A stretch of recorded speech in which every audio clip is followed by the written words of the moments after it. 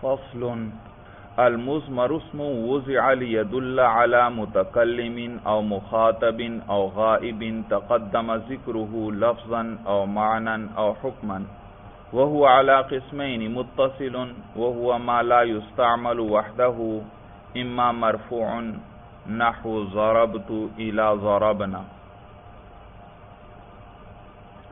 گزشتہ سبق میں ہم نے مبنی کے بارے میں پڑھنا شروع کیا تھا اور انہوں نے آپ کو بتلایا تھا کہ مبنی جو ہے وہ اسم ہے جو غیر کے ساتھ ترکیب میں واقع نہ ہو، یا وہ اسم جو مبنی الاصل کے مشابہ ہو گئی۔ تو پہلی قسم جو ہے جو غیر کے ساتھ ترکیب میں واقع نہ ہو، یعنی اپنے عامل کے ساتھ، وہ بالفعل تو مبنی ہے لیکن بالقوہ کیا ہے؟ معرب ہے، یعنی اس میں معرب بننے کی صلاحیت ہے۔ جبکہ دوسری قسم جو مبنی الاصل کے مشابہ ہو، وہ کسی بھی وقت معرب نہیں بنتا، اس میں معرب بننے کی صلاحیت ہی نہیں، بلکہ وہ مبنی ہے بھائی ہر حال میں۔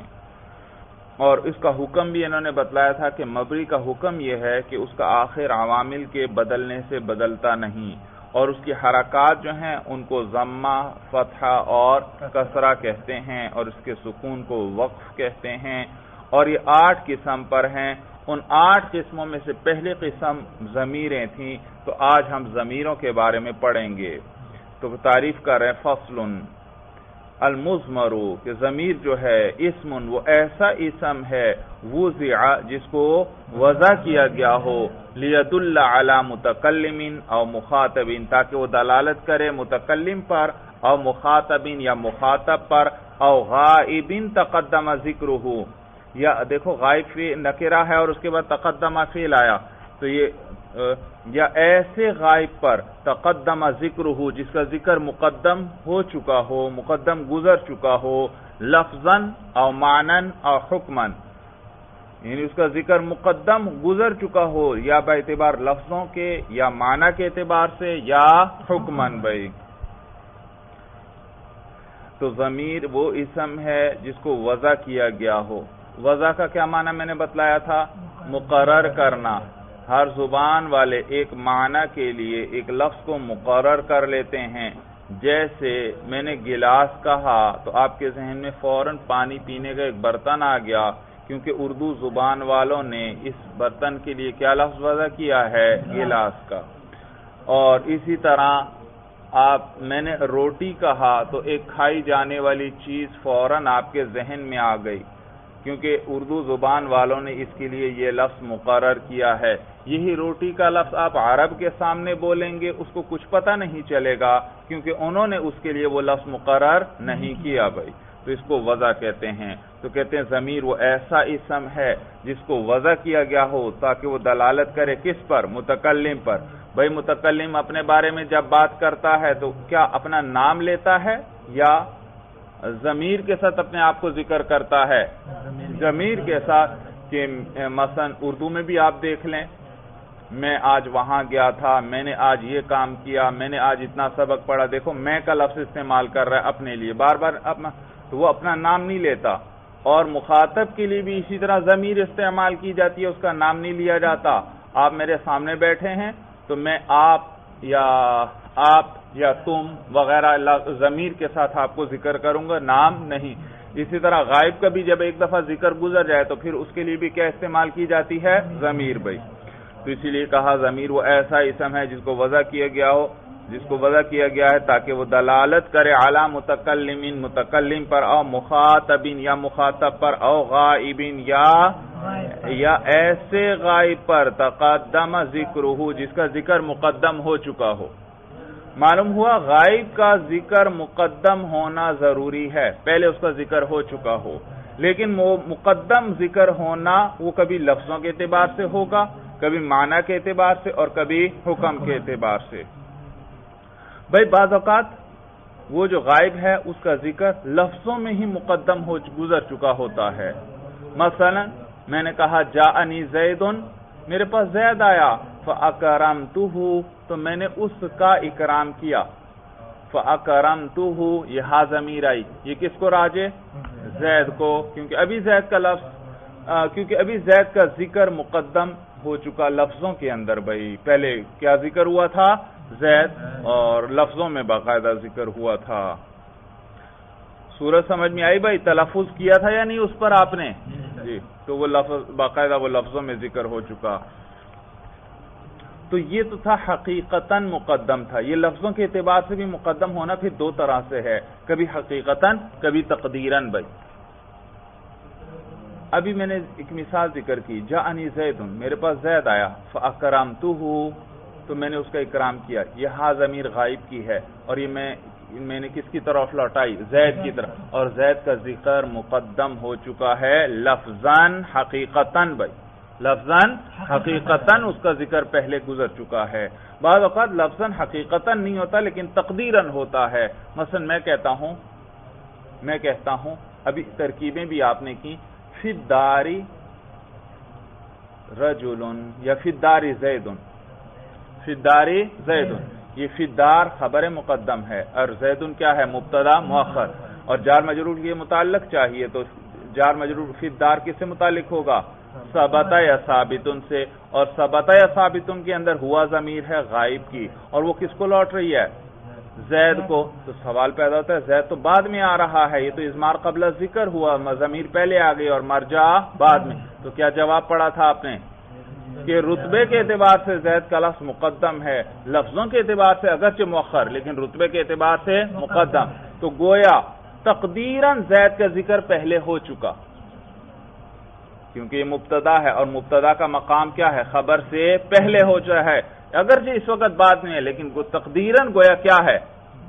یہ پہلے ہے. تقدیراً یعنی فرض کر لیا گیا یہ پہلے ہی ہو چکا ہے بھائی. سورج سمجھ میں آ گئی؟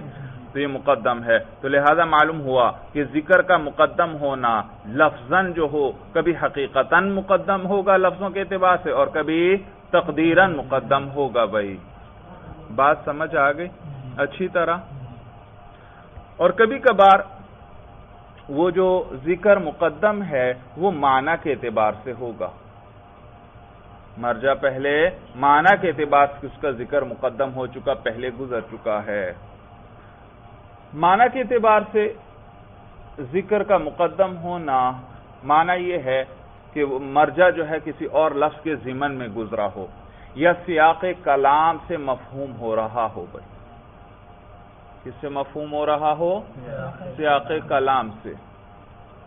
مرجع مقدم ذکر ہوگا معنی کے اعتبار سے. اس کی دو صورتیں ہیں، یا تو کسی اور لفظ کے ضمن میں وہ مرجع گزرے گا یا سیاق کلام اس پر دلالت کرے گا.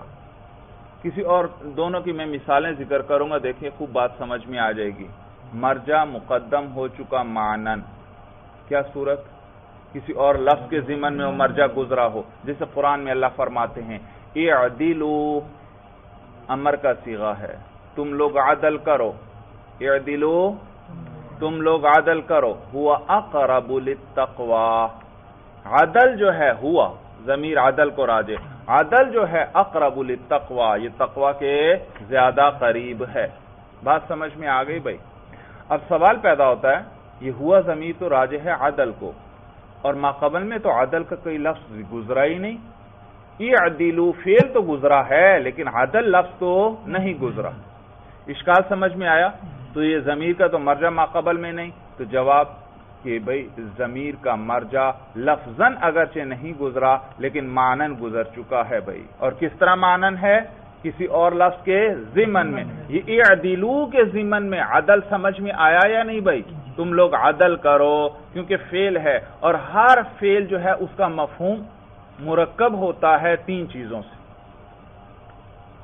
ہر فعل کا مفہوم مرکب، فعل خود تو مفرد ہے، کلمہ کی قسم ہے نا، اور لیکن اس کا مفہوم تین چیزوں سے مرکب ہوتا ہے. نمبر ایک مصدر، نمبر دو زمانہ، اور نمبر تین نسبت الی الفاعل. کتنی چیزیں ہوتی ہیں فعل میں؟ تین. نمبر ایک مصدر، نمبر دو زمانہ، اور نمبر تین نسبت الی الفاعل. جیسے ضربہ، ضربہ دیکھو ضربہ ایک اس کے اندر آپ کو ضرب پٹائی کرنا سمجھ میں آ رہا ہے یا نہیں؟ ضرب بھی سمجھ میں آ رہی ہے. اور ضربا اس کی صورت بتلا رہی ہے، کون سا زمانہ ہے؟ ماضی کا زمانہ ہے، اور نیز اس کے لیے کیا چاہیے؟ فاعل بھی چاہیے، تو فاعل کی طرف نسبت بھی ہے اس کے اندر، اگرچہ ابھی فاعل نہیں آیا، کیونکہ فاعل آ جائے گا تو پھر تو یہ جملہ بن جائے گا، کیا بن جائے گا؟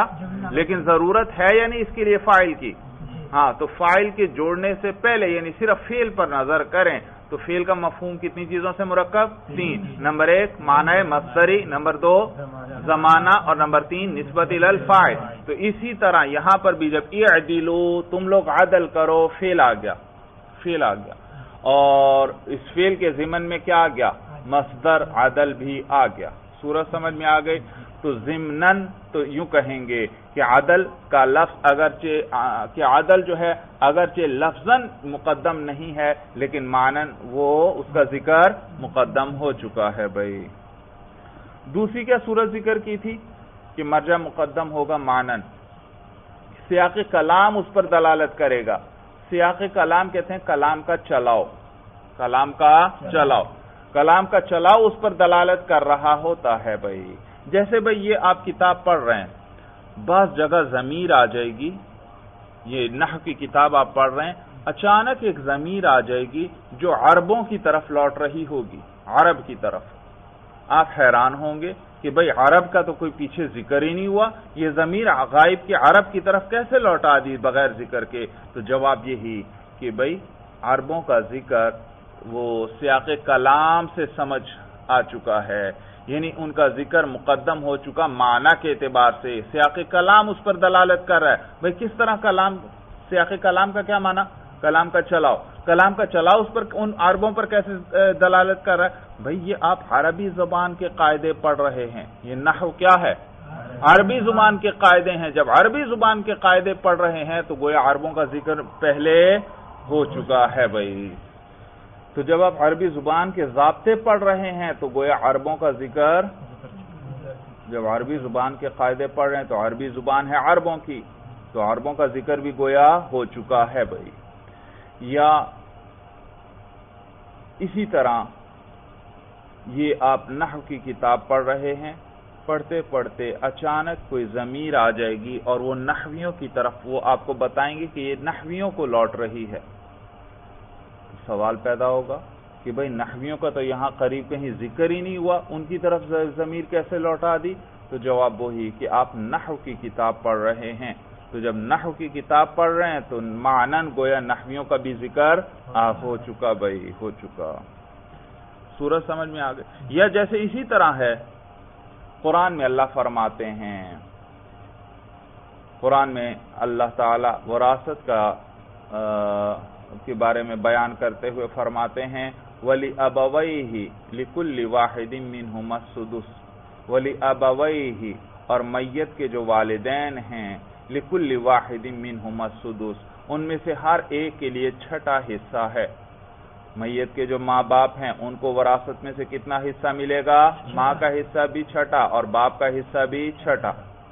تو یہاں پر آیا وَلِأَبَوَيْهِ، یہ ہا ضمیر آئی اور یہ ہا ضمیر میت کو راجع ہے، میت کے والدین۔ بھائی تو سوال پیدا ہوتا ہے کہ میت کا تو یہاں ذکر ہی نہیں گزرا پیچھے، تو اس کی طرف یہ غائب کی ضمیر کیسے لوٹی؟ تو جواب یہی کہ اگرچہ لفظوں کے اعتبار سے میت کا ذکر نہیں گزرا لیکن معنن میت کا ذکر ہو چکا، اس لیے کیونکہ یہ وراثت کی بات چل رہی ہے اور وراثت وہیں جاری ہوتی ہے جہاں پر کوئی میت ہو۔ بھائی بات سمجھ میں آ گئی؟ بھائی تو معنن مرجع مقدم ہو چکا ہوگا۔ اس کی کتنی صورتیں میں نے ذکر کر دیں؟ 2 صورتیں۔ نمبر 1 کہ کسی اور لفظ کے ضمن میں مرجع گزرا ہو، یعنی کوئی اور لفظ اس پر دلالت کر رہا ہو، اور دوسرا سیاق کلام اس پر دلالت کر رہا ہو، کلام کا چلاؤ۔ بھائی تو کہتے ہیں او غائب، یا ایسا غائب تقدم ذکرہ لفظا او معنن او حکما، جس کا ذکر مقدم ہو چکا ہو باعتبار لفظوں کے، او معنن یا باعتبار معنی کے، او حکما یا باعتبار حکم کے۔ حکما اس سے مراد حکما ضمیر کا مرجع گزر چکا، یعنی حکم لگا دیا گیا، نہ لفظاً مرجع پہلے گزرا، نہ معنن مرجع پہلے گزرا، لیکن حکم لگا دیا گیا کہ مرجع گزر چکا ہے۔ سورج سمجھ میں؟ یہ ضمیر قصہ اور ضمیر شان میں ہوگا، ضمیر قصہ اور ضمیر شان۔ ضمیر قصہ اور ضمیر شان یہ آگے اگلے صفحے پر تعریف آ رہی ہے۔ ضمیر قصہ اس کو کہتے ہیں، یاد رکھو، ایک ضمیر آتی ہے اور اس ضمیر کے بعد ایک پورا جملہ ہوتا ہے، اور وہ جملہ اس ضمیر کی تفسیر بیان کرتا ہے کہ اس ضمیر سے کیا مراد ہے، اس ضمیر سے کیا مراد ہے۔ جیسے قل هو اللہ احد، قل کہہ دو، ہوا حال یہ ہے، حال یہ ہے، یہ ہے ہوا ضمیر شان ہے، شان یہ ہے، شان کا معنی حال، حال، حال یہ ہے اللہ احد، اللہ ایک ہے، اللہ ایک ہے۔ تو ہوا ضمیر اس کا مرجع ماقبل میں نہیں، یہ ضمیر شان ہے۔ آگے جملہ آیا اللہ احد، لفظ اللہ مبتدا، احد اس کی خبر، مبتدا خبر مل کر جملہ اسمیہ ہو کر یہ خبر ہوئی کس کے لیے؟ ہوا کے لیے، وہ جو ضمیر شان اس کی تفسیر بن گئی۔ تو ضمیر شان اور ضمیر مذکر ہو تو ضمیر شان کہتے ہیں، مؤنث ہو تو ضمیر قصہ کہتے ہیں۔ شان یہ ہے، قصہ یہ ہے، بات یہ ہے کہ اللہ ایک ہیں بھائی، بات یہ ہے کہ اللہ ایک ہیں۔ اب دیکھیے یہ ایک مبہم ضمیر ہوتی ہے اور اس کے بعد آنے والا جملہ اس کی تفسیر کرتا ہے۔ اس ضمیر سے ہوا سے کیا معنی؟ ہوا کا کیا معنی؟ اللہ احد۔ وہی آگے جو جملہ آ رہا ہے وہ کیا کر رہا ہے؟ اسی ہوا کی تفسیر کر رہا ہے بھائی، وہ مراد ہے، اس سے وہ مراد ہے۔ اور یہ کیوں کیا جاتا ہے ایسا بھائی؟ یہ ضمیر لائی جاتی ہے، ضمیر شان، اس کا مرجع نہ پہلے لفظاً گزرا ہوتا ہے نہ معنن گزرا ہوتا ہے، اور لائی جاتی ہے کلام کے اندر تو جب ضمیر لائی گئی اور اس کا مرجع پہلے گزرا ہی نہیں ہے تو بات میں ابہام پیدا ہو گیا۔ کیا پیدا ہوا؟ ابہام ہوا کہ کون مراد ہے بھائی، اور جب ابہام اس کے بعد آگے اس کی تفسیر آئی تو بات میں ابہام پیدا ہوا۔ اور یاد رکھیے جو چیز جتنا اس میں ابہام ہوگا، جتنی چھپی ہوئی ہوگی، اتنی ہی دل کے اندر اس کی عظمت ہوگی، اور جو بات جتنی ظاہر ہوگی اس کی دل کے اندر عظمت بھی نہیں ہوگی بھائی۔ تو پہلے شروع میں جان بوجھ کر ایک ایسی ضمیر لائی جاتی ہے تاکہ بات میں ابہام پیدا ہو جائے، تو ذہن پوری طرح متوجہ ہو جاتا ہے کہ ضمیر آ گئی، مرجع پیچھے کہیں نہیں گزرا، اور ذہن پوری طرح متوجہ ہوا، اور پھر اس کے بعد آگے اس کی تفسیر آ جاتی ہے۔ اب ذہن جب پوری طرح متوجہ تھا اور آگے تفسیر آئی تو وہ تفسیر ذہن میں اچھی طرح بیٹھ جاتی ہے بھائی۔ صورت سمجھ میں آ گئے؟ کوئی چیز جتنی مبہم ہوگی اتنی ہی اس میں عظمت ہوگی، انسان اس کو بڑا سمجھے گا۔ دیکھا آپ کا ایک ساتھی آیا اور تھکا ہوا، بڑا برا حال اس کا، آپ اس کے پاس آئے، وہ کہنے لگا آج تو عجیب بات ہو گئی۔ آپ نے پوچھا کیا بات ہوئی؟ اس نے کہا بس یہ تو مجھ سے نہ پوچھو بھائی۔ دیکھا جب اس نے یوں کہا آپ کے دل میں اور اس بات کی عظمت آ گئی کہ پتہ نہیں کتنی بڑی بات ہوئی ہے کہ یہ ہمیں بتا ہی نہیں رہا۔ تو اگر وہ بات کو بیان کر دے گا پھر وہ عظمت باقی نہیں رہے گی، آپ کہیں گے بس اتنی سی بات تھی، اور اگر نہیں بتائے گا تو آپ کے دل میں اور بڑی اس کی عظمت رہے گی، اور ذہن اسی جستجو میں لگا رہے گا کہ پتہ نہیں کون سی بات ہے، پتہ چلنا چاہیے بھائی۔ صورت سمجھ میں آ گئی؟ تو لہذا بات کوئی چیز جتنی مبہم ہوگی دل میں اتنی ہی اس کی عظمت زیادہ ہوتی ہے، اور جتنی کھل جائے، واضح ہو جائے، پتہ چل جائے، اس کی عظمت اور ہیبت بھی کیا ہے، دل سے ختم ہو جاتی ہے۔ تو ضمیر شان اسے عربوں کے کلام میں جان بوجھ کر کیا کیا جاتا ہے؟ پہلے ایک مبہم ضمیر لائی جاتی ہے، مقصد کیا ہوتا ہے؟ تاکہ جو آگے بات ذکر کی جا رہی ہے وہ سننے والے کے دل میں اچھی طرح بیٹھ جائے۔ جب مبہم ضمیر آئی ذہن فوراً متوجہ ہو گیا کہ بھئی ضمیر آ گئی، مرجع تو کوئی پیچھے گزرا ہی نہیں، نہ لفظاً گزرا ہے نہ معنن گزرا ہے۔ پھر ذہن جب پوری طرح متوجہ تھا تو آگے آنے والا جملہ جو اسی ضمیر کی کیا کر رہا ہے، تفسیر، وہ آیا، اور اب جب وہ جملہ آیا تو بات ذہن میں اچھی طرح بیٹھ گئی بھئی۔ صورت سمجھ میں آ گئی؟ تو یہ ہے کہ مرجع حکماً مقدم ہو چکا، نہ لفظاً مقدم ہوا نہ معنن مقدم ہوا. ہاں حکم لگا دیا گیا، مرجع مقدم ہو چکا ہے. کیوں حکم لگایا گیا؟ اس لیے کیونکہ ابھی تو میں نے بتایا اس ضمیر کے لانے کا مقصد ہی کیا ہے کہ آگے آنے والی بات دل میں اچھی طرح بیٹھ جائے. اگر مرجع پہلے گزر چکا ہو تو پھر یہ مقصد حاصل ہوگا نہیں. لہذا اس میں مرجع کسی صورت پہلے گزرا ہی نہیں ہوتا.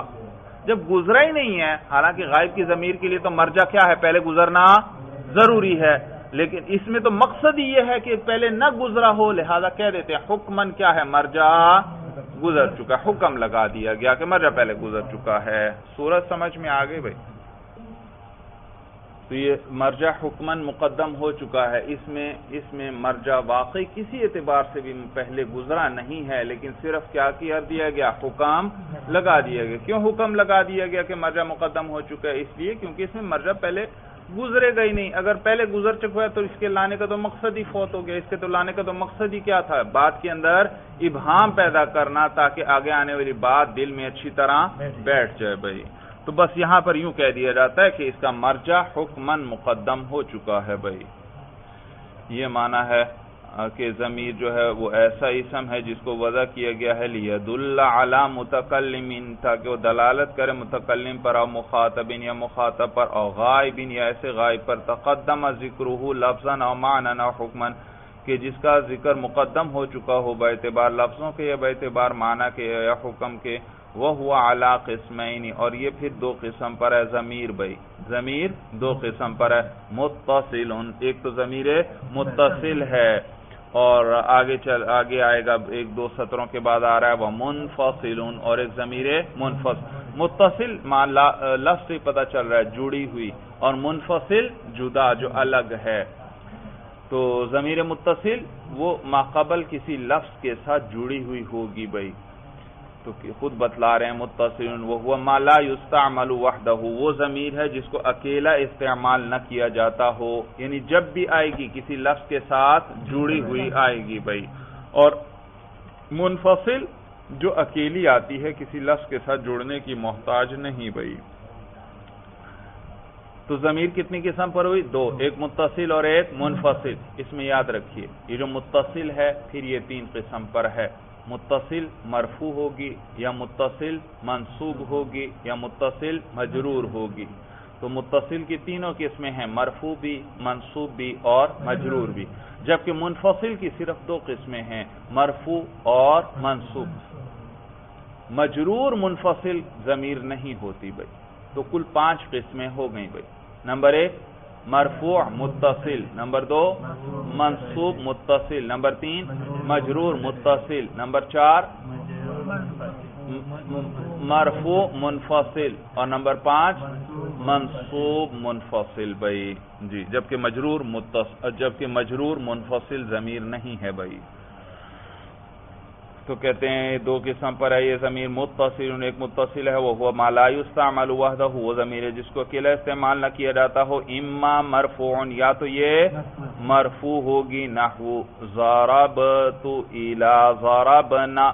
جی یہ اسی طرح مجہول ہے، اسی کو مجہول بھی دیکھیں، اس پر دونوں طرح کے اعراب پڑے ہوئے ہیں.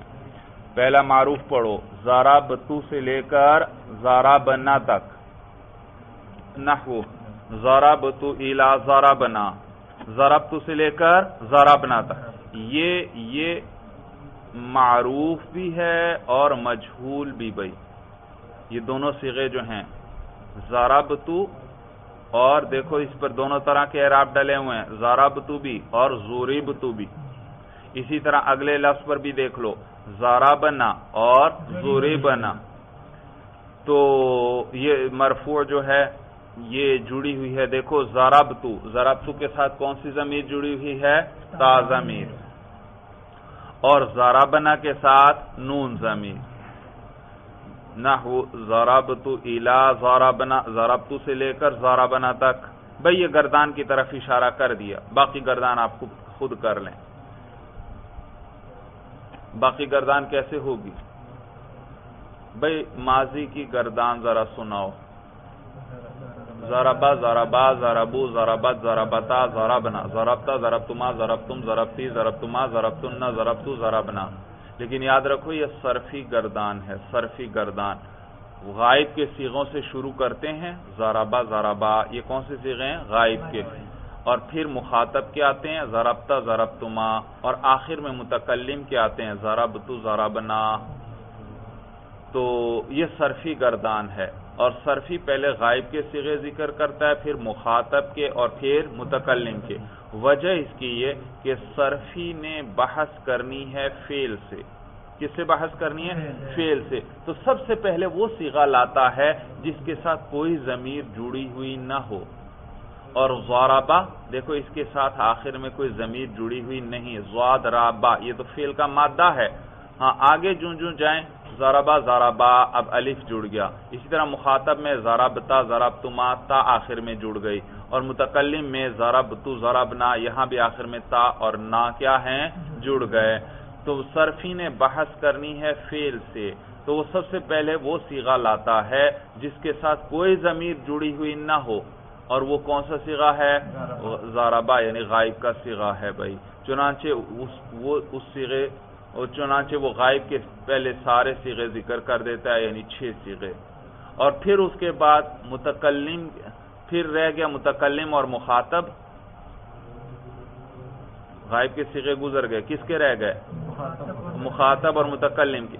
اس میں سے پھر وہ مخاطب کے صیغے پہلے لاتا ہے، اس لیے کیونکہ مخاطب کے صیغے زیادہ ہیں اور متکلم کے صیغے تھوڑے ہیں، تو متکلم کے تو صرف 2 صیغے ہیں، اس لیے ان کو کہاں ذکر کرتا ہے؟ آخر میں۔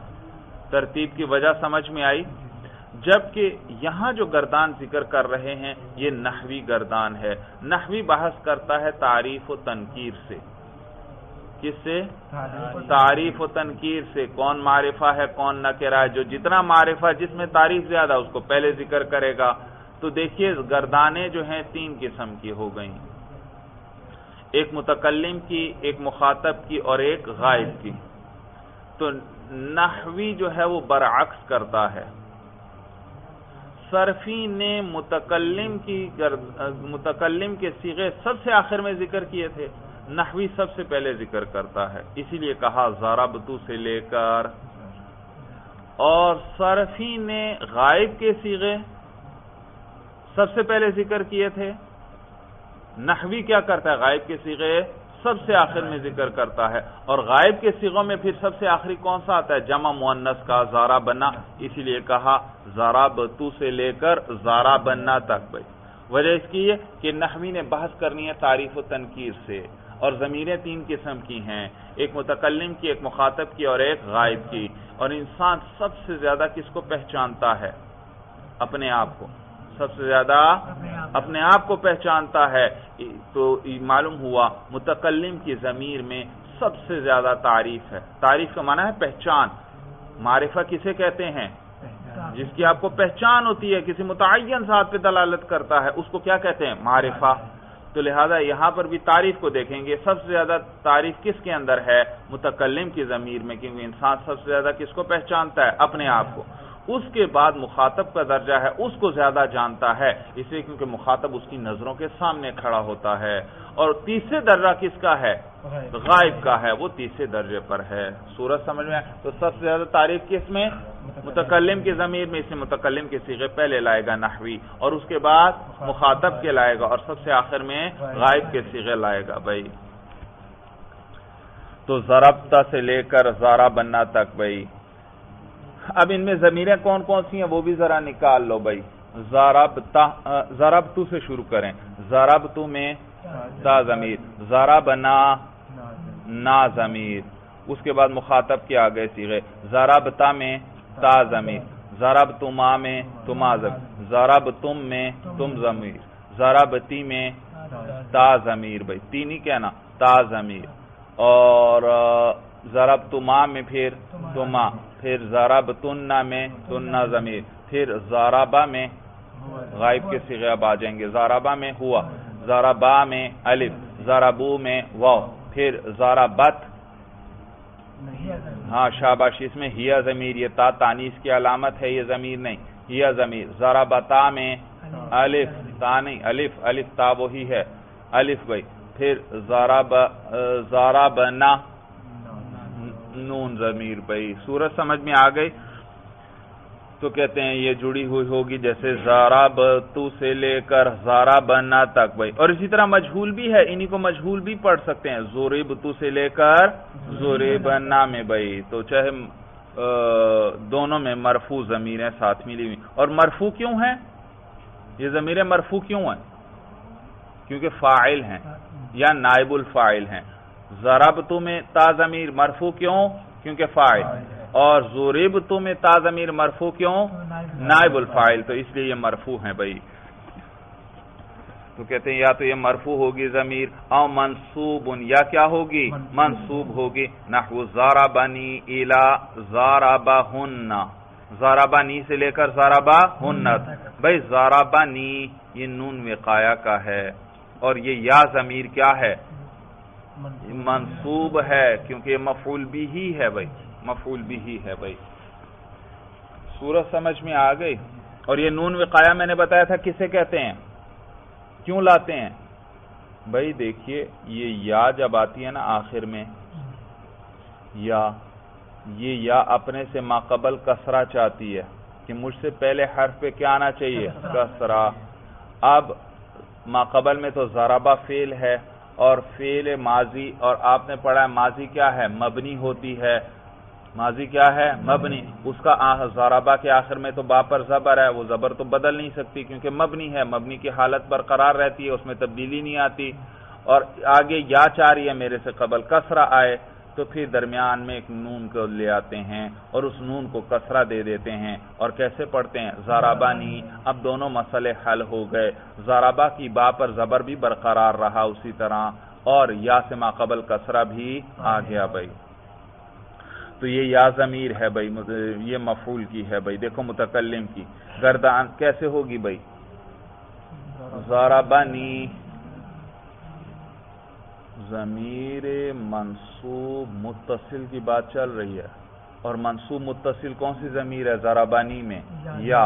تو اس یا کو بدلتے جاؤ، ضربنی، ضربنا، ضربکا، ضربکما، ضربکم، ضربکی، ضربکما، ضربکن، ضربہو، ضربہما، ضربہم، ضربہا، ضربہما، ضربہن. دیکھا ضربنی سے لے کر الی ضربہن تک. صورت سمجھ میں آ گئی؟ تو یہ جو ضمیریں ساتھ جڑی ہوئی تھیں یہ منصوب متصل تھیں. اسی طرح وَإِنَّنِي إِلَىٰ إِنَّهُنَّ، ان حرف ہے نا حروف مشبہ بالفعل، اور یہ کیا کرتا ہے؟ ایک اسم اور ایک خبر چاہتا ہے، مبتدا اور خبر پہ داخل ہوتا ہے، اپنے اسم کو نصب دیتا ہے اور خبر کو رفع. ان زیدن قائم. اور اب میں کہنا چاہتا ہوں بے شک میں کھڑا ہوں، تو کیسے کہوں گا؟ اننی قائم. پہلے کیا تھا؟ ان زیدن قائم. اب زید کی جگہ متکلم کی ضمیر لے آؤ، اننی قائم. یہاں پر بھی دیکھو ان کے آخر میں کیا ہے؟ نون پر زبر ہے، اور آگے آ رہی ہے یا، اور یا کیا چاہتی ہے؟ اپنے سے ماقبل کسرہ، تو نون وقایہ لے آئے. کیسے پڑھا؟ اننی سے لے کر انہن تک. تو ان کیا کرتا ہے؟ اپنے اسم کو نصب دیتا ہے اور خبر کو رفع. تو یہاں پر بھی دیکھو یہ اننی، ان کے ساتھ جو ضمیر ہے یہ کیا ہے؟ ان کا اسم ہے، منصوب ہے، منصوب ہے. توجہ ہے؟ تو گردان پوری کیسے ہوگی؟ اننی، اننا. توجہ نہیں میرا خیال سبق کی طرف. ضمیریں بدلتے جاؤ، اننی، اننا، انکا، انکما، انکم، انکی، انکما، انکن، انہو، انہما، انہم، انہا، انہما، انہن. یہی ہے اننی سے لے کر انہن تک. او مجرور، یا پھر یہ ضمیر متصل کیا ہوگی؟ مجرور ہوگی. نحو غلامی، ولی، الی غلامہن، الی غلام، اچھا الی غلامہن ولہن. اچھا غلامی، غلام مضاف، یا ضمیر مضافن الیہ، اور مضاف الیہ کیا ہوتا ہے؟ مجرور، تو یہ یا ضمیر مجرور ہے اور ساتھ جڑی ہوئی ہے، متصل ہے، تو یہ مجرور متصل ہے۔ گردان کیسے ہوگی؟ غلامی، غلامنا، توجہ ہے، ضمیریں بدلتے جاؤ، غلامی، غلامنا، غلامکا، غلامکما، غلامکم، غلامکی، غلامکما، غلامکن، غلامہ، غلامہما، غلامہم، غلامہا، غلامہما، غلامہن، اسی لیے کہا غلامہن تک۔ اور لی لام جارہ ہے، اس کے ساتھ یا ضمیر جڑی ہوئی ہے اور لام کیا کرتا ہے؟ جر دیتا ہے، تو یہ یا ضمیر بھی کیا ہے؟ مجرور ہے اور متصل ہے، ساتھ جڑی ہوئی ہے۔ اب اس کی بھی گردان کر رہو،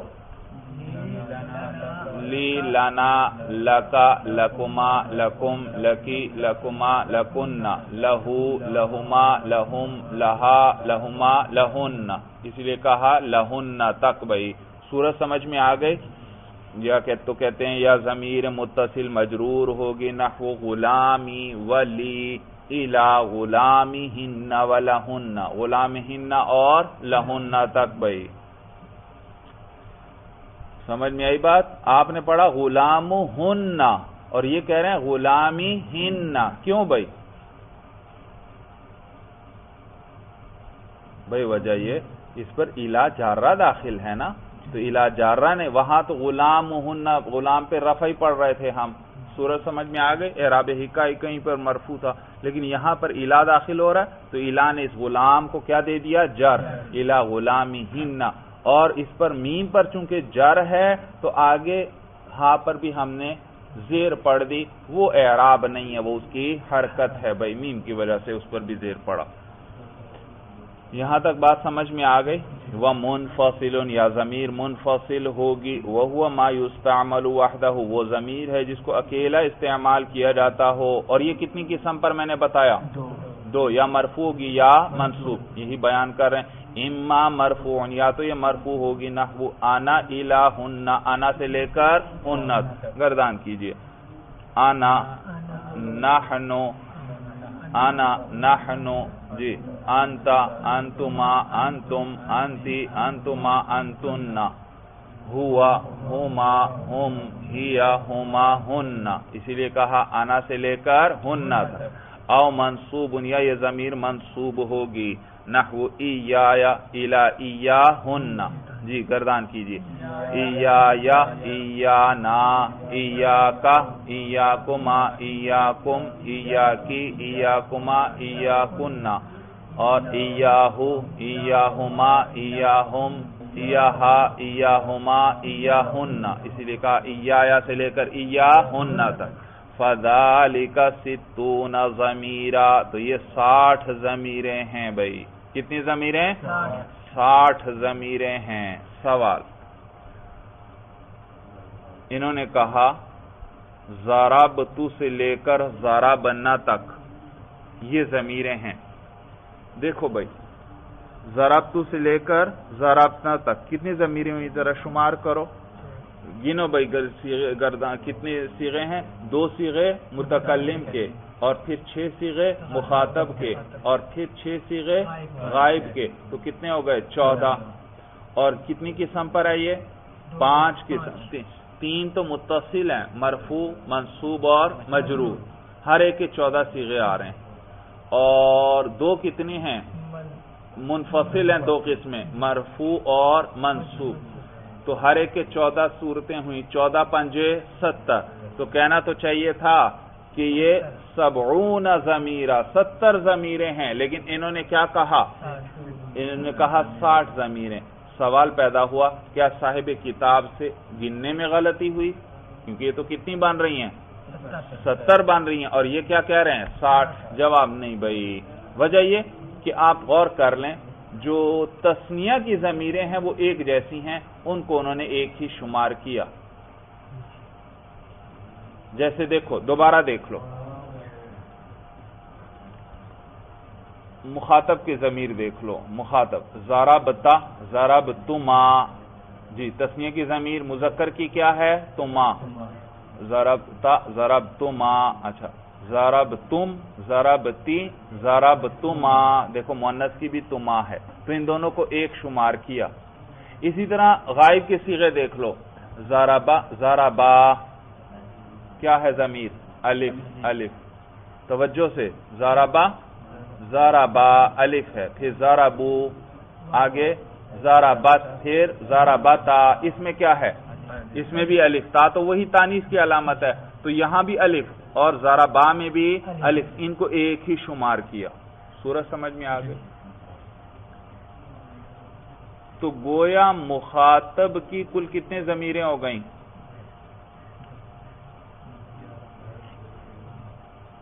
سب میں ایک جیسا ہے، سب میں ایک جیسا ہے۔ چلو ذرا اس پہ آ جاؤ، منفصل پہ آ جاؤ، انا، نحنو، ذرا دوہراؤ، انا، نحنو، انتا، انتما، انتم، انتی، انتما، انتن، ہوا، ہما، ہم، ہیا، ہما، ہن۔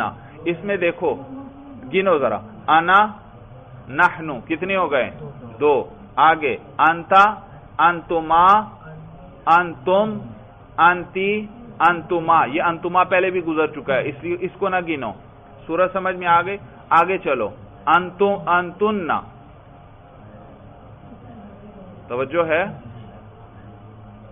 اس کے آگے ہما، تو گویا مخاطب کی کتنی ضمیریں ہیں؟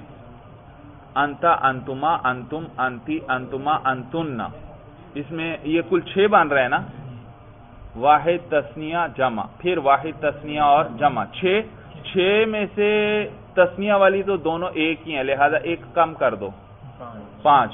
گویا مخاطب کی 5 ضمیریں ہیں، ان کو انہوں نے کتنا شمار کیا؟ 5، کیونکہ مذکر تثنیہ اور مؤنث تثنیہ ایک ہی ضمیر آ رہی ہے۔ اسی طرح غائب میں بھی دیکھ لو، ہوا، ہما، ہم، ہیا، ہما، ہم، تو ہما 2 دفعہ آ رہا ہے، تو اس کو ایک شمار کرو، تو کتنے ہو گئے؟ 5۔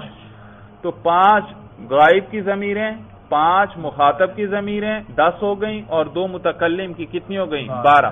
معلوم ہوا ہر گردان میں آپ غور کر لیں، مخاطب کی تثنیہ کی دونوں ضمیریں مذکر اور مؤنث والی ایک جیسی ہیں، غائب کے اندر بھی مذکر اور مؤنث دونوں میں تثنیہ کی ضمیریں ایک، تو وہ مخاطب کی بھی 5 ضمیریں شمار کرنا، اور غائب کی بھی 5، اور متکلم کی 2، تو کتنی ہو گئی؟ 12۔ تو ہر گردان میں گویا کتنی ضمیریں ہیں؟ 12، تو 12 پنجے 60، اسی لیے انہوں نے کہا فَذَلِكَ سِتُّونَ ضَمِيرًا، یہ کتنی ہو گئیں؟ یہ 60 ضمیریں ہیں بھائی، 60 ضمیریں ہیں۔ یہاں تک بات خوب اچھی طرح سمجھ میں آ گئی۔ ضمیر 2 قسم پر ہے، یا متصل ہوگی یا منفصل۔ متصل مرفوع بھی ہو سکتی ہے، منصوب بھی اور مجرور، لیکن منفصل جو ہے صرف یا مرفوع ہوگی یا منصوب ہوگی۔ اور ایک اور قیمتی بات، صاحب ہدایت النحو نے جو مثالیں ذکر کی ہیں، ضربت سے لے کر ضربنا تک، ضربانی سے لے کر ضربہن تک، اننی سے لے کر انہن تک، غلامی اور لی سے لے کر غلامہن اور لہن تک، یہ ساری مثالیں ذکر کر دیں۔ اس میں ایک اور قیمتی بات وہ بتلاتے چلے گئے، اور بتلایا انہوں نے یہ کہ جو متصل ہے، متصل کسے کہتے ہیں؟ جو ضمیر ماقبل کے ساتھ جڑی ہوئی ہو، تو اس کی مثالیں کیا ذکر کی؟ ضربتا سے لے کر، ضربتو سے لے کر ضربنا تک، بس صرف یہ مثال ذکر کی، بتلا دیا کہ ضمیر مرفوع متصل صرف فعل کے ساتھ جڑی ہوتی ہے، یہ صرف فعل کے ساتھ جڑتی ہے اور کسی کے ساتھ نہیں۔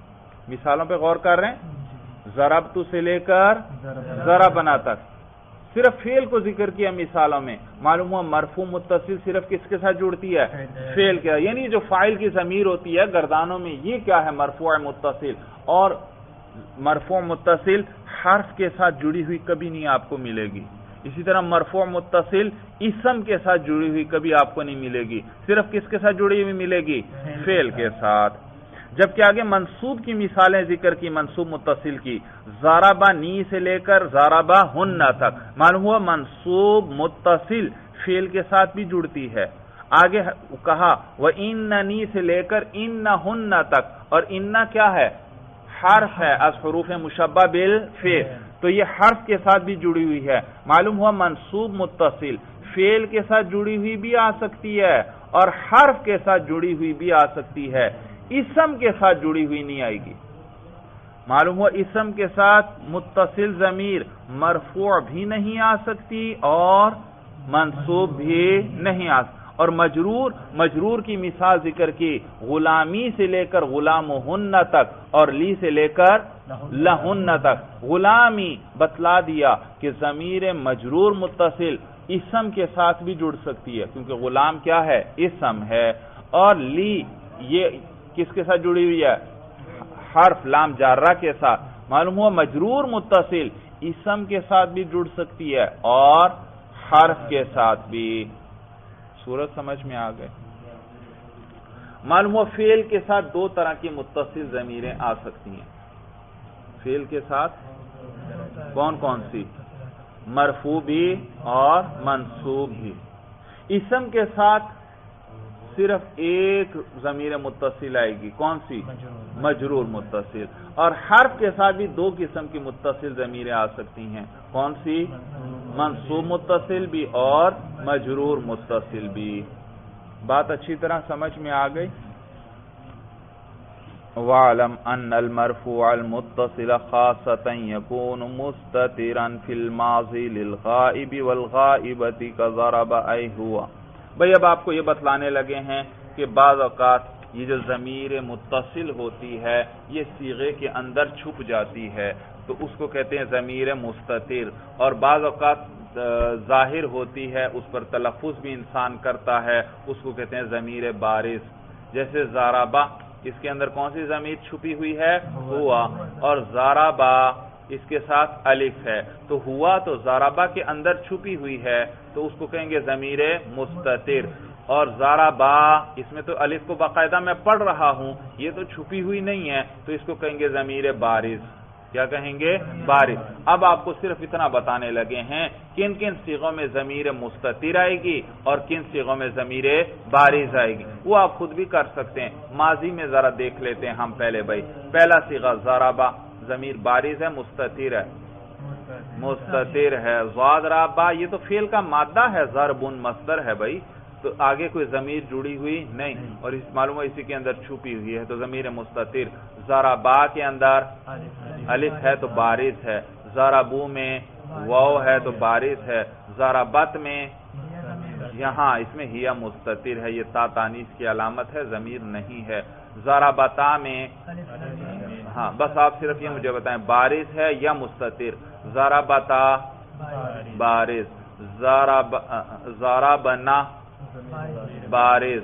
اچھا ضربتا ضمیر بارز، ضربتما بارز، ضربتم بارز، ضربتی بارز، ضربتما بارز، ضربتن بارز، ضربتو بارز، ضربنا بارز. معلوم ہوا صرف کس کے اندر پہلا اور چوتھا صیغہ ہے، ضربہ اور ضربت.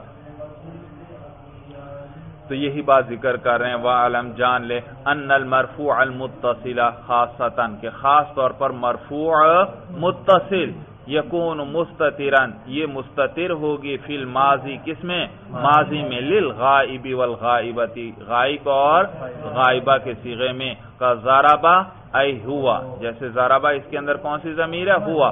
وضربت ای ہیا اس کے اندر ہیا ضمیر ہے. وفی المضارع مضارع کے اندر ہم دیکھ لیتے ہیں. بھائی مضارع کے ذرا صیغوں پہ غور کرو.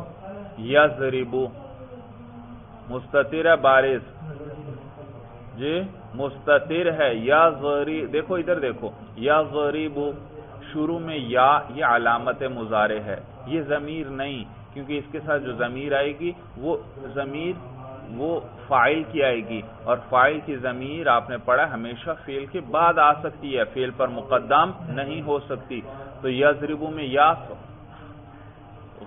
علامت مضارع ہے اور آگے ضربا یہ تو ضرب، مصدر کیا تھا اس کا؟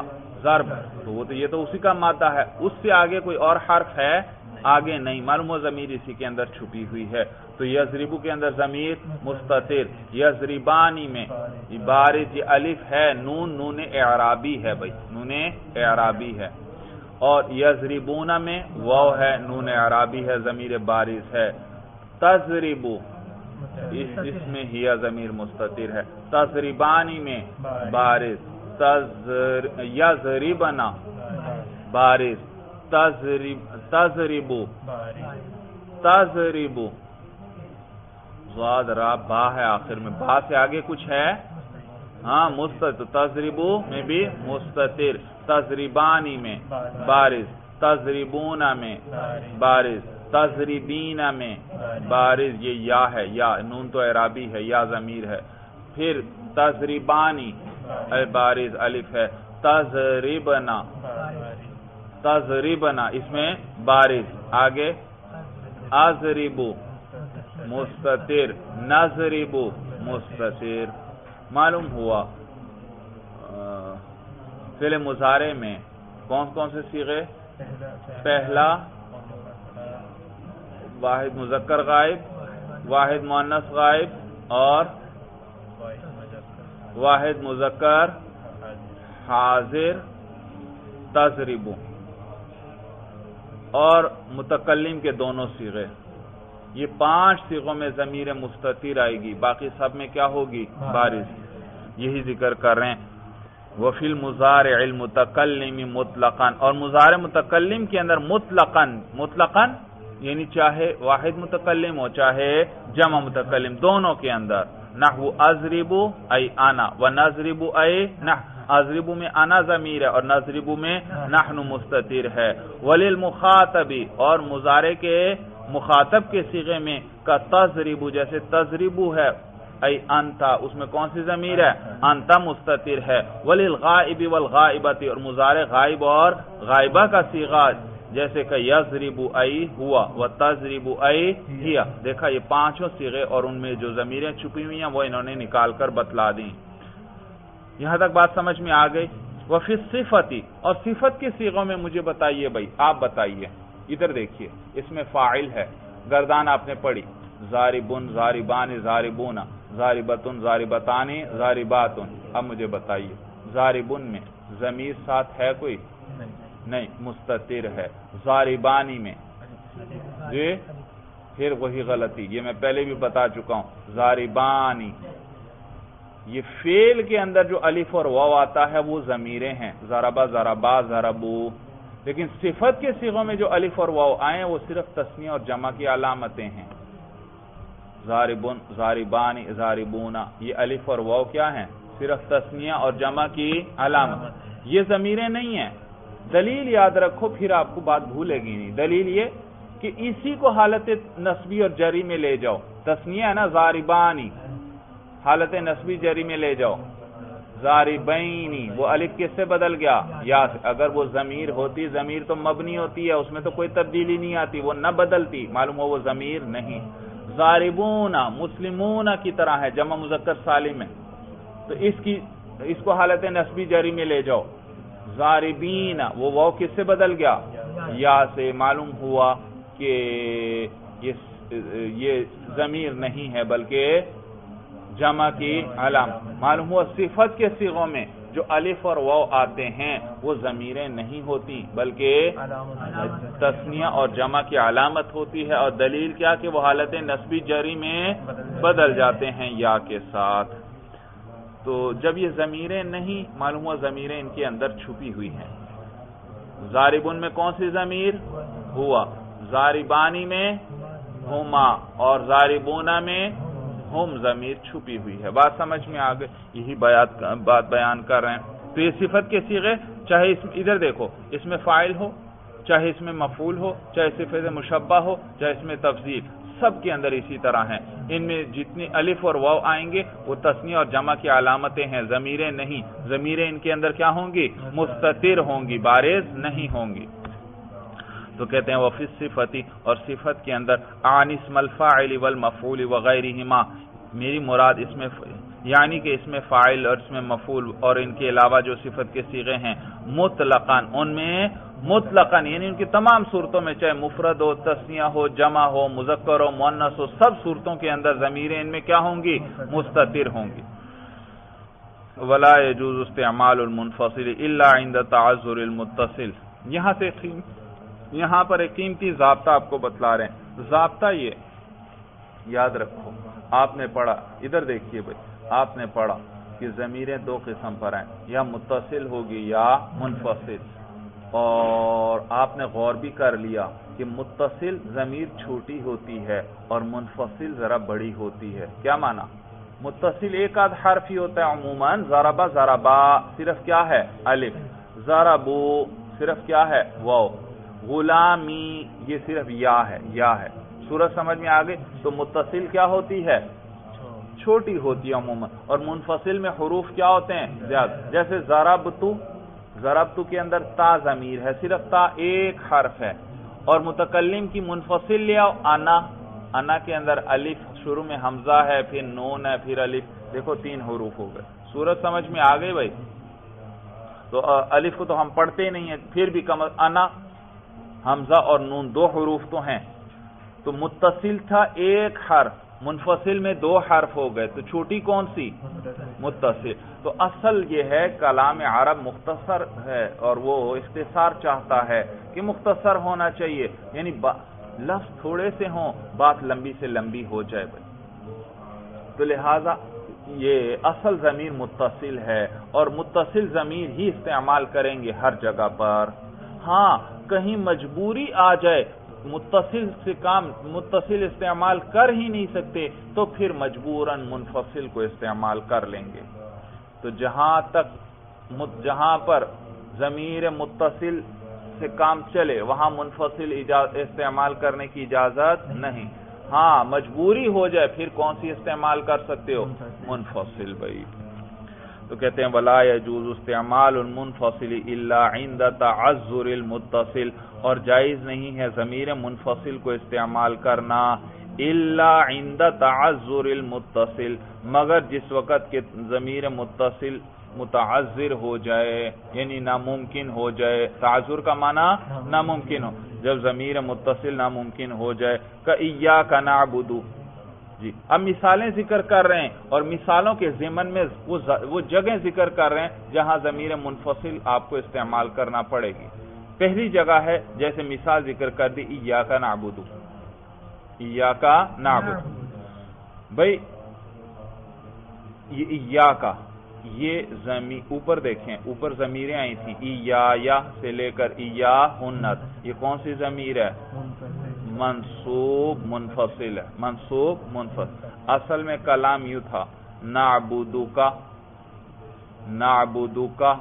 نعبدو کے اندر ضمیر نحنو، ہم عبادت کرتے ہیں، آگے کاف ضمیر آ گئی، نعبدو کا، اے اللہ ہم آپ کی عبادت کرتے ہیں۔ لیکن اس کلام کے اندر حصر نہیں تھا، اس میں تو صرف اگر یوں ہوتا نعبدو کا، اے اللہ ہم آپ کی عبادت کرتے ہیں، تو اس میں تو اللہ کی تو عبادت کا ٹھیک ہے آپ نے مان لیا، لیکن کسی اور کی بھی عبادت کرتے ہو یا نہیں، اس کا تو کوئی ذکر نہیں یہاں، تو لہذا تخصیص کے لیے اس کاف ضمیر کو مقدم کر دیا گیا۔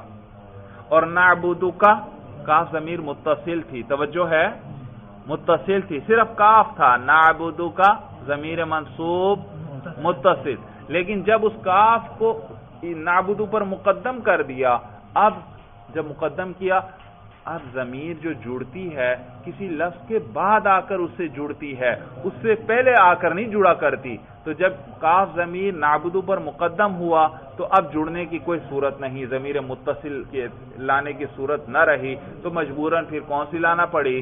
منفصل۔ اور نعبدو کا کاف ضمیر مفعول کی تھی، نعبدو کے اندر نحنو ضمیر ہے فاعل، اور کاف ضمیر کیا ہے؟ مفعول، اور مفعول کیا ہوتا ہے؟ منصوب، اسی لیے منفصل بھی منصوب لے کر آئے، ایاکا۔ اگر مرفوع ہوتی تو وہ لاتے انتا، انتا سے بھی کون مراد ہوتا ہے؟ مخاطب، اور کاف سے بھی کون مراد ہوتا ہے؟ مخاطب، اور ایاکا سے بھی کون مراد ہے؟ مخاطب۔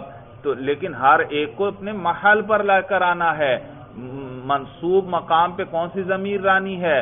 منصوب والی، مرفوع پہ مرفوع والی، تو انتا بھی مخاطب کی ضمیر اور ایاکا بھی مخاطب، لیکن ہمیں یہاں کون سی چاہیے؟ انتا تو ہے مرفوع ضمیر اور ایاکا ہے منصوب، ہمیں یہاں کون سی چاہیے؟ منصوب، تو اس لیے یہاں ایاکا لائی گئی بھائی۔ صورت سمجھ میں آ گئی؟ تو پہلا مقام جہاں ضمیر منفصل لائیں گے وہ کون سا مقام ہے؟ جب ضمیر کو کیا کر دیا جائے؟ اپنے عامل پر مقدم کر دیا جائے۔ جب مقدم کر دیا جائے، متصل لانے کی گنجائش نہ رہی تو اب مجبوراً کس کو لانا پڑا؟ منفصل کو۔ ترکیب کیجئے، ایاکا نعبد، ایاکا، جی ترکیب تو میں نے بتا دی، پھر کیا سوچ رہے ہیں؟ معنی آپ کو سمجھ میں آ گیا کہ لفظ کا؟ ابھی تو بتایا یہ مفعول ہے، مقدم کر دیا گیا۔ ایاکا منصوب، کون سا منصوب؟ لفظاً، شاباش، سمجھ میں آیا؟ کان پکڑوانے چاہیے آپ کو۔ ابھی ضمیریں اوپر پڑھ رہے، یہ ساری ضمیریں ہیں اور ضمیروں کا اعراب کیسے بتاتے ہیں؟ ہاں، ایاکا اعراب، ایاکا منصوب محلاً مفعول بہ مقدم۔ ابھی بتایا نعبدو کا ہونا چاہیے تھا، لیکن کیوں مقدم کیا گیا؟ حصر کے لیے۔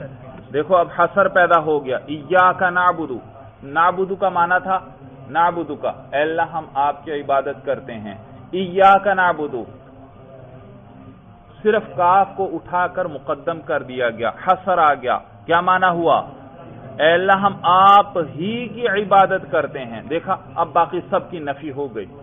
پہلے تھا ہم آپ کی عبادت کرتے ہیں، کسی اور کی بھی عبادت کرتے ہو یا نہیں، اس کا ذکر ہی نہیں تھا۔ اب کیا کہا گیا؟ ایاکا، اے اللہ ہم آپ ہی کی عبادت کرتے ہیں، معلوم ہو کسی اور کی عبادت نہیں کرتے۔ دیکھا حصر آ گیا، تو وہی کاف ضمیر مقدم ہوئی ہے، اسی طرح مفعول ہے۔ ایاکا منصوب محلاً مفعول بہ مقدم، جی نعبدو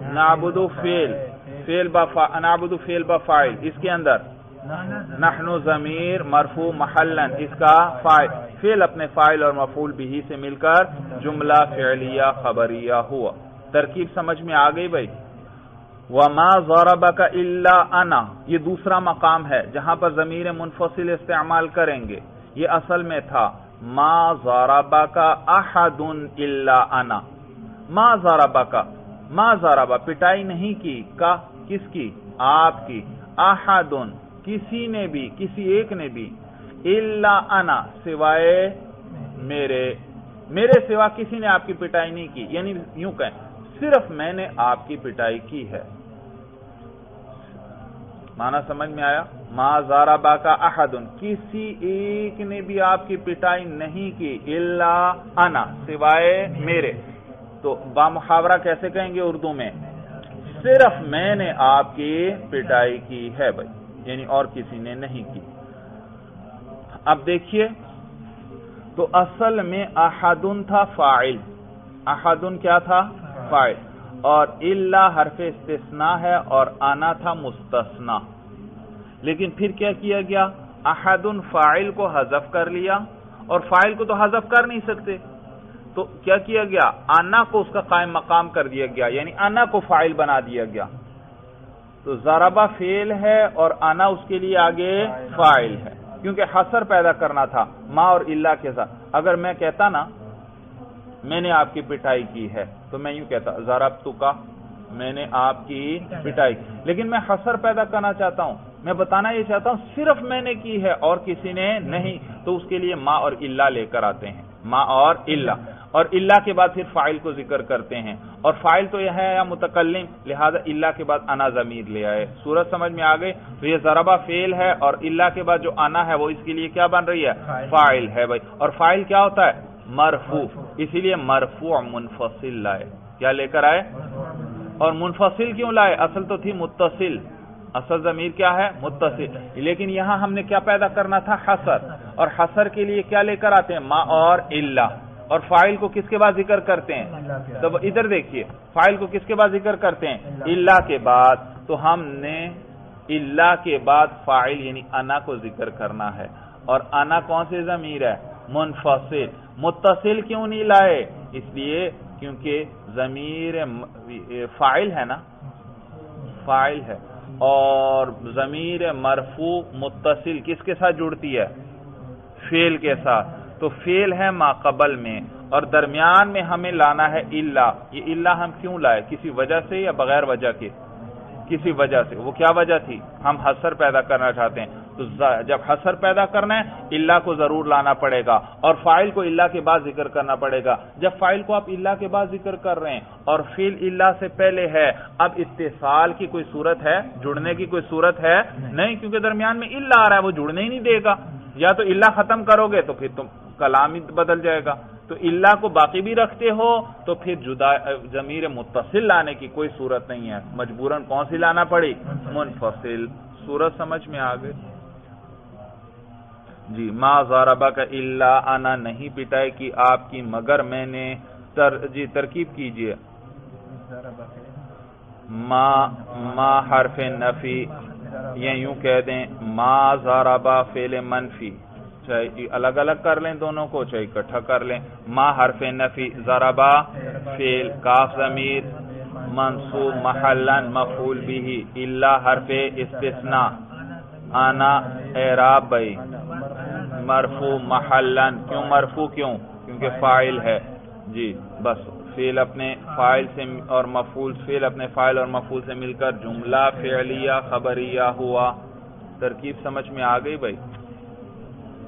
تو آپ کے ذہن میں یہ اشکال آئے گا کہ ضربہ فعل یہ تو غائب کا صیغہ ہے، اور انا یہ تو متکلم کی ضمیر ہے، یہ اس کے لیے فاعل کیسے بن گیا؟ اشکال سمجھ میں آیا؟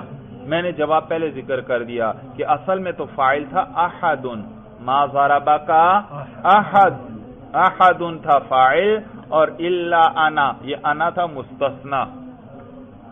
لیکن پھر اس احد کو کیا کر دیا؟ حذف کر دیا اس فاعل کو، اور انا کو کیا کر دیا؟ اس کا قائم مقام یعنی فاعل بنا دیا. بھائی صورت سمجھ میں آ گئی بھائی؟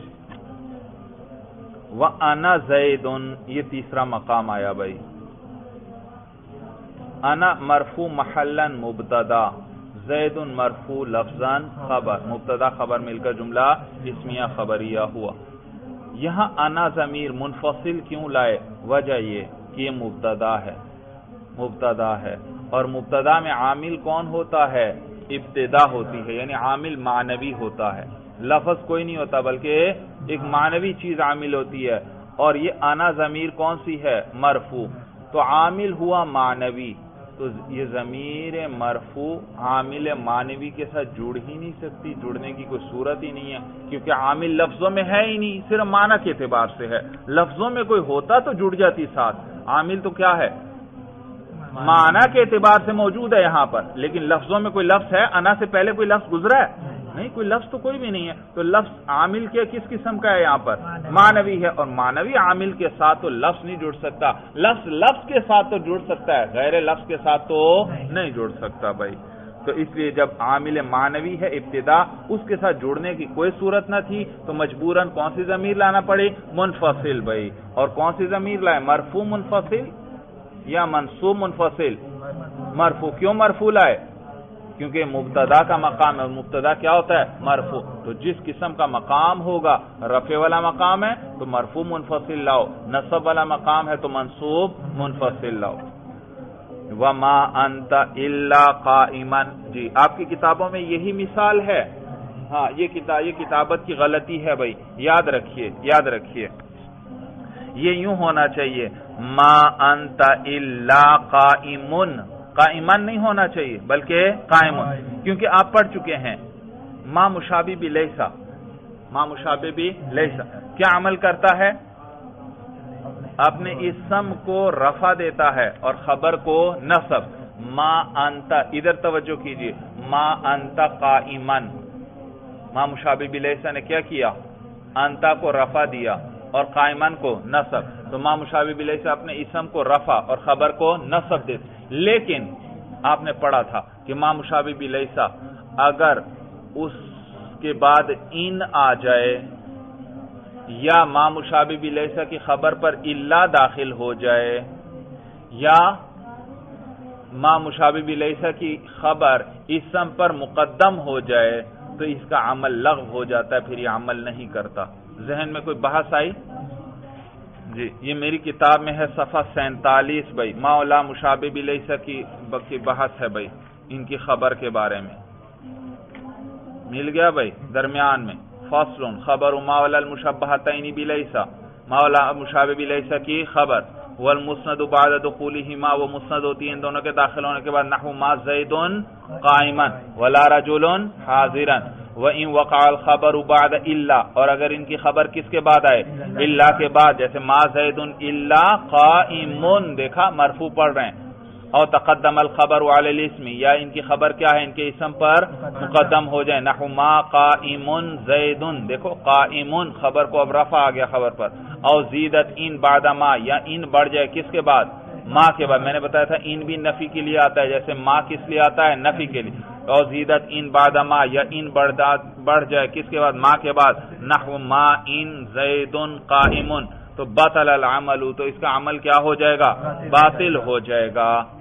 تو لہذا اب آئیے آج کے سبق پر، وما انت الا قائما، یہاں الا آ گیا، جب الا آ گیا تو الا ما کے عمل کو لغو کر دے گا، اور کیا ہونا چاہیے؟ ما انت الا قائم ہونا چاہیے، لیکن ہم یوں نہیں کرتے، ہم یوں کر لیتے ہیں، چلیں الا کو ختم کر دو، ما انت قائما، ما انت قائما بھائی، تو ایک ہی بات ہے، جس طرح بھی آپ کر لیں، تو ما انت قائما، اللہ کو ختم کیا، اب عمل اس کا ٹھیک ہے، ما انت قائما، اور نیز اس لیے بھی ہم اللہ کو اس لیے ہم ختم کرتے ہیں کیونکہ صاحب ہدایت النحو نے شروع میں آپ کو بتایا تھا کہ یہ ہدایت النحو میں نے قافیہ کی ترتیب پر لکھی ہے، پہلے صفحے پر یہ انہوں نے آپ کو بتایا تھا، معلوم ہوا یہ ہدایت النحو کس سے ماخوذ ہے؟ قافیہ، اور صاحب قافیہ نے یہاں پر ما انت قائمن مثال دی ہے، تو ہم بھی کیا کر لیتے ہیں اس کو، ما انت قائمن۔